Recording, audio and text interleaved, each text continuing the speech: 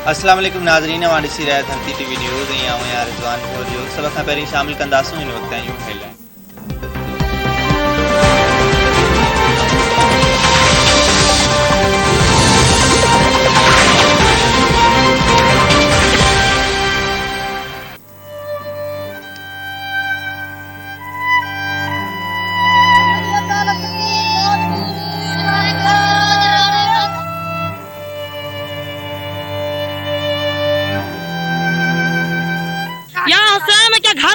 घर बचाओ कोई इंसान से मदद न कराई। मैं क्या मेरा बच्चा सड़ गया, मेरा फिरावे दी मिलकत सड़ गई। मैं मेरा 9 साले दा आलिम सड़ गया पुत्र, भी नर्स 3 साले दी सड़ गई है। बाल सड़ गए। ए मेरा घर अन्ना मेरा ले कितना मेरा सब सड़ गया, मेरा जब्त थी गया, मेरी मालकी कुछ भी कौन तई।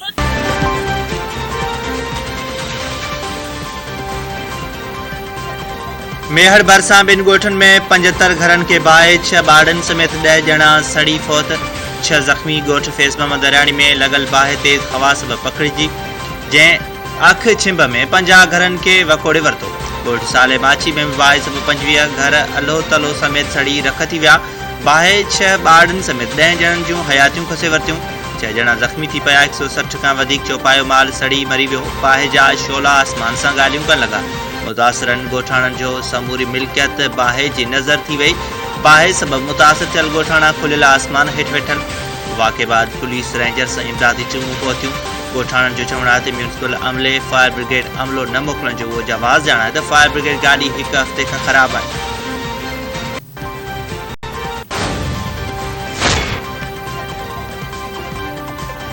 वॾे वज़ीर सैयद मुराद अली शाह बाहि वाक़े जो नोटिस वरितो। संदसि हिदायतुनि ते मुतासिरनि खे 100 खेमा, 100 राशन जूं बोरियूं, कंबल, गदा, मच्छरदानी ऐं ॿियो इमदादी सामान फ़राहम कयो वियो।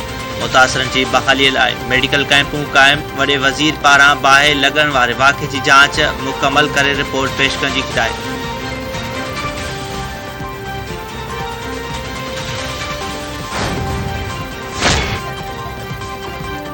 नई वफ़ाक़ी काबीना जे हलफबरदारी बाद वज़ीरनि खे कलमदान सौंपिया विया।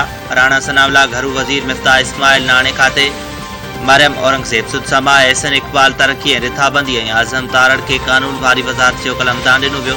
साद रफ़ीक़ खे रेलवे, मुर्तज़ा जावेद अब्बासी खे पार्लियामेंटी मामलनि, शाहज़ैन बुगटी खे मंशियात जे ख़ात्मे, असरार तरीन खे दिफ़ाई पैदावार जी, JOIH मुफ्ती अब्दुल शकूर के मजहबी मामलन, तला महमूद के सैफरान ऐं असद महमूद के मवासिलात की वजारत ॾिनी वई।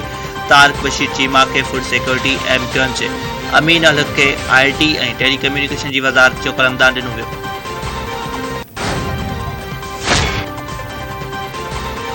पीपल्स पार्टी के 8 वफ़ाक़ी वज़ीरनि कसम खणी वरितो, खेनि कलमदान भी ॾिना विया। खुर्शीद शाह के पानी, नवीद कमर के वापार ऐं शेर रहमान के माहौलियात ऐं मौसमियाती तब्दीली वारी वज़ारत ॾिनी वई। साजिद तोरी समुझ पार पाकिस्तानी, कादिर पटेल सेहत वारी वज़ारत जो कलमदान ॾिनो वियो।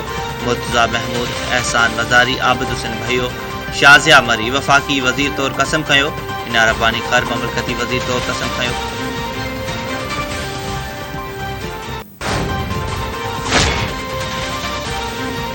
वफ़ाक़ी काबीना जी जोड़जक बाद वफ़ाक़ी हुकूमत गवर्नर्स जे मुक़ररीअ लाइ मुतहरिक थी वई। वफ़ाक़ी हुकूमत सिंध जे गवर्नर जी मुक़ररी लाइ MQM पाकिस्तान खां नाला घुरी वरिता। मुतहदा क़यादत वफ़ाक़ी हुकूमत खे 2 नाला ॾींदी। बलूचिस्तान अवामी पार्टी खां बि बलूचिस्तान जे गवर्नर लाइ नाला तलब।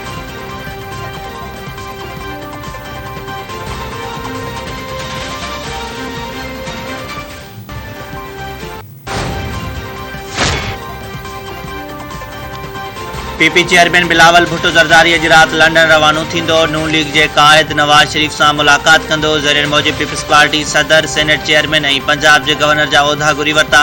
नवाज़ शरीफ़ सां मुलाक़ात में उहिदनि ते ॻाल्हि ॿोल कई वेंदी। PP जे पधिराई मूजिब पढ़ी वज़ारत जे मामले ते नून लीग सां को डेडलॉक न आहे। बिलावल भुट्टो ज़रदारी ANP, BNP ऐं मोहसिन दावड़ खे वज़ारतूं मिलण बाद हलफ़ करणु चाहे थो।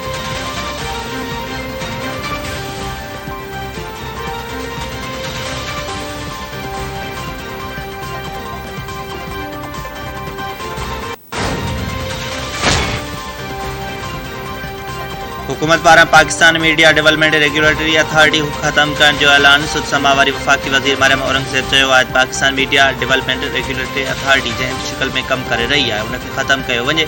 समूरनि स्टेकहोल्डर्स सां फ़िका 2016 ते मुशावरत कंदासीं। अहिड़ो को कारो कानून न आंदो वेंदो। इज़हार जी आज़ादी ते कंहिं बि क़िस्म जी पाबंदी लागू न कई वेंदी। कंहिं सियासी मुखालिफ़ ख़िलाफ़ बदबूदार एहतसाब न थींदो। सदर हलफ़ जी पासदारी नथो करे सघे त इस्तीफ़ा ॾेई छॾे। पंजाब जे गवर्नर खे आइनी तरीक़े सां हटायो वियो। खेसि घर हलियो वञणु घुरिजे। उमेद आहे त इत्तेहादी जमायतूं गॾिजी मसइला हल कंदियूं।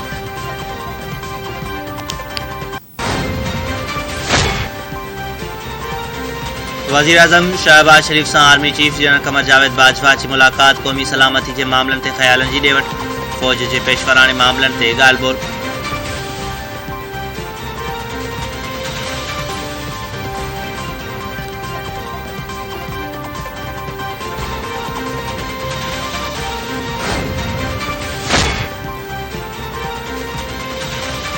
कल्चर बणिजी वियो आहे त फ़ैसिलो हक़ में अचे त इंसाफ़ थियो, ख़िलाफ़ अचे त इंसाफ़ दागदार।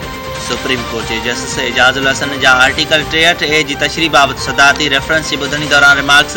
पीपी जे वकील फारूक एच नाइक दलील ॾिना त असां जूं जेके हालतूं आहिनि मुल्क अनारकी तरफ़ वधी रहियो आहे। को बि आइन ऐं कानून खे मञण लाइ तयारु न आहे। Chief justice Umar Ata Bandial remarks ॾींदे चयो आहे त सभिनी खे हिक ई रुख में ॾिसणु दुरुस्त न आहे। अदालत ॿुधणी सुभाणे ताईं मुलतवी करे छॾी।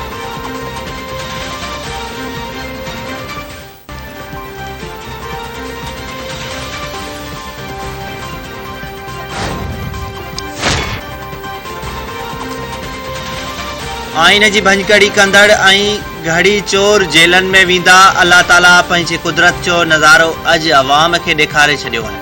ॿियनि खे ख़्वार करण जी कोशिश कंदड़ पाण ख़्वार थी विया। वफ़ाक़ी घरू वज़ीर राणा सनावला जो ट्वीट।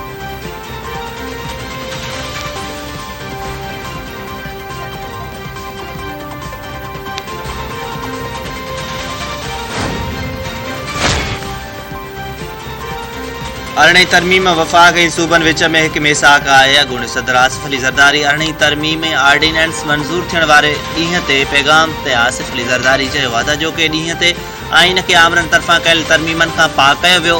अरिड़हीं तरमीम जा समर सभिनी जे साम्हूं आहिनि। आइन जी असुल सूरत में बहाली शहीद मोहतरमा बेनज़ीर भुट्टो जो ख़्वाब हो। जमहूरियत पसंद सियासी तंज़ीमुनि लाइ 1973 जो आइन इत्मीनान जोॻो आहे। आइन टोड़ींदड़ आइन जे बानीअ खे क़तल कयो पर आइन खे ख़त्म करे न सघिया। पार्लियामेंट सुप्रीम आहे ऐं पार्लियामेंट साम्हूं सिर झुकाइण आइन सां वफ़ादारीअ जो इज़हार आहे।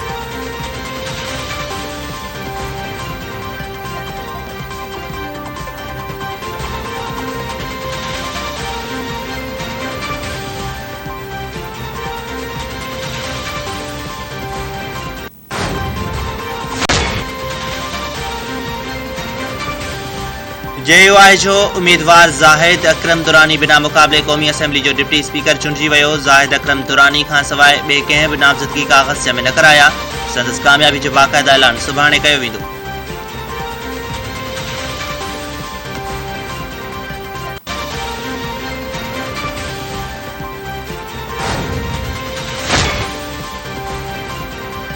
मुस्लिम लीग नून जी नायब सदर मरियम नवाज़ जे सदर आरिफ अलवी ते सख़्त तनक़ीद। मरियम नवाज़ चयो त सदर आरिफ अलवी में पंहिंजी आइनी ऐं रियासती ज़िम्मेवारियूं अदा करण जी ज़रूरत न आहे त इस्तीफ़ा ॾेई घर हलियो वञे।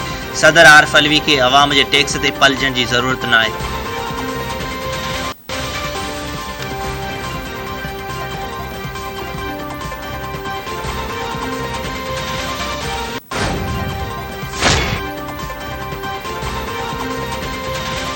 आलमी बैंक मौजूदा हालतुनि में पाकिस्तानी मईशत के वॾनि ख़तरनि जो ख़दशो ज़ाहिर करे छॾियो। वर्ल्ड बैंक आलमी मंडीअ में तेल ऐं जिन्सनि जी क़ीमतनि में वधीक वाध जो इम्कान ज़ाहिर कंदे चयो आहे त कोरोना जी नई लहर सां चुरपुर ते पाबंदी बि लॻी सघे थी।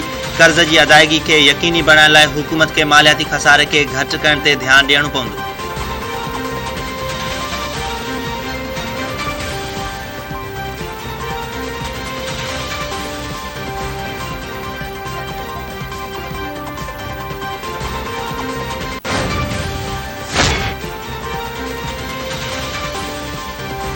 पाकिस्तान बिज़नेस काउंसिल पारां मुल्क में श्रीलंका जहिड़ियुनि हालतुनि पैदा थियण खां रोकण जो मुतालबो। मुआशी हालतूं बहितर बणाइण लाइ पेट्रोलियम शयुनि ते सब्सिडी बिना देर ख़त्म करण जी तजवीज़। पाकिस्तान बिज़नेस काउंसिल वज़ीर आज़म शहबाज शरीफ के ख़त लिखी मुआशी हालतूं बहितर बणाइण लाइ तजवीज़ूं ॾेई छॾियूं। गैर ज़रूरी शयुनि ते दरआमदी ड्यूटी वधाइण, कारोबारी मरकज़ ऐं शादी हालनि खे जल्द बंदि करण जूं तजवीज़ूं।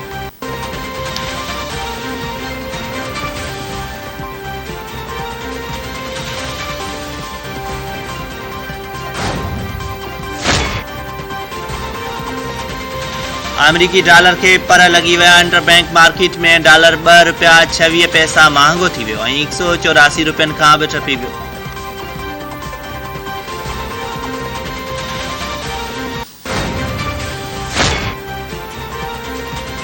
IMF सां पाकिस्तान जूं ॻाल्हियूं अॼु ॿीहर शुरू थींदियूं। स्टेट बैंक जो गवर्नर रज़ा बाक़िर IMF सां ॻाल्हियुनि लाइ वाशिंगटन पहुची वियो। आलमी बैंक जे स्टेयरिंग कमेटी जे इजलास में शरीक थींदड़ नाणे जो वफ़ाक़ी वज़ीर मिफ्ताह इस्माइल इजलास में ऑनलाइन शिरकत कंदो। IMF ऐं पाकिस्तान में ईंदड़ बजट ते ॻाल्हियूं थींदियूं। IMF खे 7000 अरब टैक्स वसूलियुनि बाबति आगाही ॾिनी वेंदी।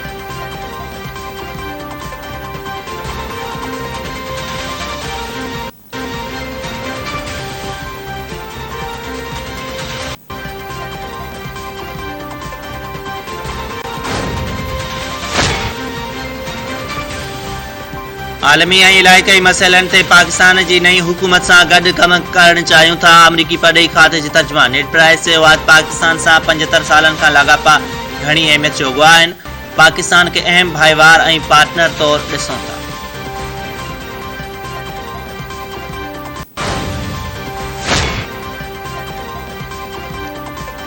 अफगानिस्तान जे गादीअ वारे शहर काबुल में स्कूल में हिक ॿिए पुठियां 3 बम आपघाती धमाका। 27 खां वधीक ॿारड़ा मारिजी विया, 20 खां वधीक ज़ख़्मी। दहशतगर्दनि पारां हज़ारा बिरादरी जे अब्दुर्रहीम शाहिद स्कूल खे निशानो बणायो वियो।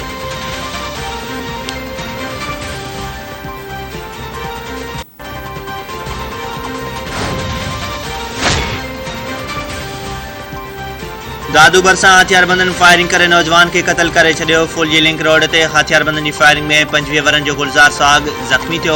ज़ख़्मनि जी सट न सहंदे अस्पताल में दम ॾेई छॾियईं।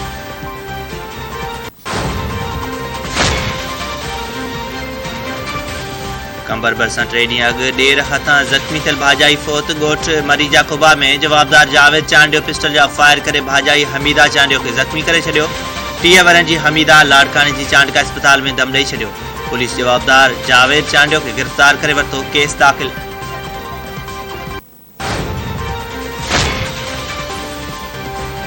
सेवण भरिसां इंडस हाईवे ते रोड हादसे जो ज़ख़्मी शख़्स फ़ौत। फ़ौतियुनि जो अंग वधी 3 थी वियो। भगो टोड़ो वटि सुबुह सवेर कार ऐं कोच में टकर में औरत सदरा ऐं संदसि मासूम पुटु फ़ौत थी विया हुआ। फ़ौती औरत जे ज़ख़्मी मुड़ुस उमर शाह बि दम ॾेई छॾियो।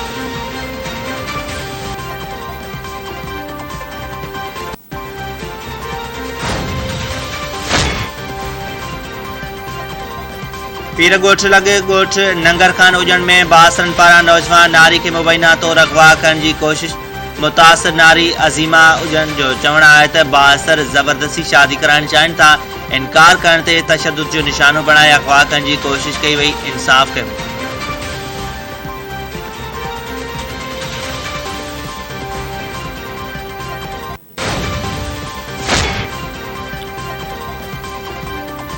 ऐं मिठियाणी वेझो नवां जतोई में बासर फ़ौथियल टैक्सी ड्राइवर जो लाश दफ़नाइण खां रोके छॾियो।